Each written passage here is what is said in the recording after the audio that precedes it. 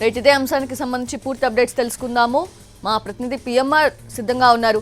PMR, BJP అలాగే జనసేనకి సంబంధించి వీళ్ళిద్దరికి కూడా 8 ఎంపీ సీట్లు ఇచ్చే అవకాశం ఉన్నట్లుగా ప్రచారం జరుగుతోంది. సో ఏ స్థానాలు ఎవరెవరికి కేటాయించే అవకాశం ఉంది, దానిపై ఏమన్నా క్లారిటీ వచ్చిందా ఈ భేటీలో?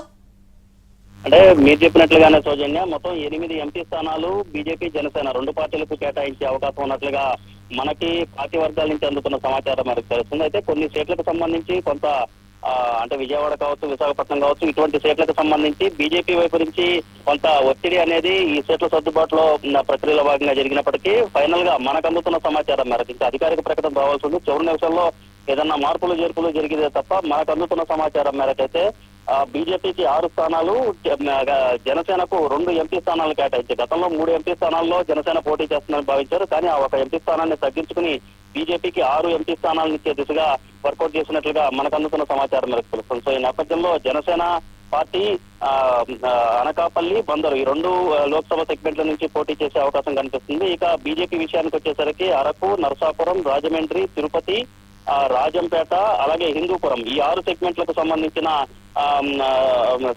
లోక్సభ సెగ్మెంట్ల నుంచి బీజేపీ పోటీ చేసే అవకాశం ఉన్నట్లుగా మనకు అందుతున్న సమాచారం మేరకు తెలుస్తోంది. అయితే బీజేపీ మాత్రం మరిన్ని ఎక్కువ సీట్లు ఆశించిన పరిస్థితి కనిపిస్తుంది. అలాగే విజయవాడ అలాగే విశాఖపట్నం ఈ 2 సీట్ల మీద కూడా ఎక్కువగా ఒత్తిడి తీసుకొచ్చిన క్రమంలో సో చివరి నిమిషంలో ఏదన్నా మార్పులు చేర్పులు జరిగితే విశాఖపట్నం లేదా విజయవాడ వీటిల్లో ఏదన్నా ఖరారయ్యే అవకాశం ఉన్నట్టుగా తెలుస్తుంది. లేకపోతే ఇప్పుడు మనం చెప్పుకున్న ఈ 6 ఎంపీ స్థానాల నుంచి, లోక్సభ స్థానాల నుంచి బీజేపీ పోటీ చేసే అవకాశం, అలాగే 2 అసెంబ్లీ పార్లమెంట్ సెగ్మెంట్ల నుంచి జనసేన పోటీ చేసే అవకాశం ఉన్నట్లుగా మనకు అందుతున్న సమాచారం మనకు తెలుస్తోంది.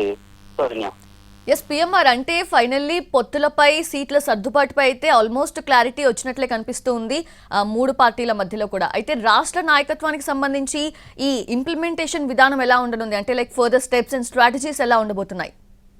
అంటే దీనికి సంబంధించి అంటే సీట్ల సర్దుబాటు ఎన్ని స్థానాల్లో పోటీ చేయాలి, ఎక్కడెక్కడ పోటీ చేయాలన్న అంశానికి సంబంధించి దాదాపు ఎంపీ స్థానాల విషయంలో అయితే దాదాపు క్లారిటీ వచ్చేసినట్టుగానే కనిపిస్తోంది. అలాగే అసెంబ్లీ స్థానాల విషయంలో కూడా కొంత క్లారిటీ వచ్చినట్లుగా మనకు అందుతున్న సమాచారం మనకు తెలుస్తోంది.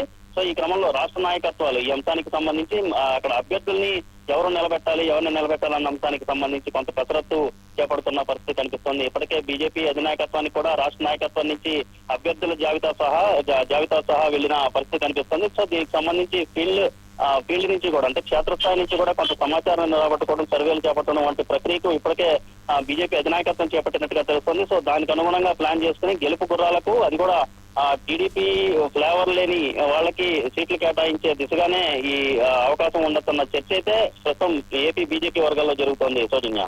Yes PMR, thanks for the updates.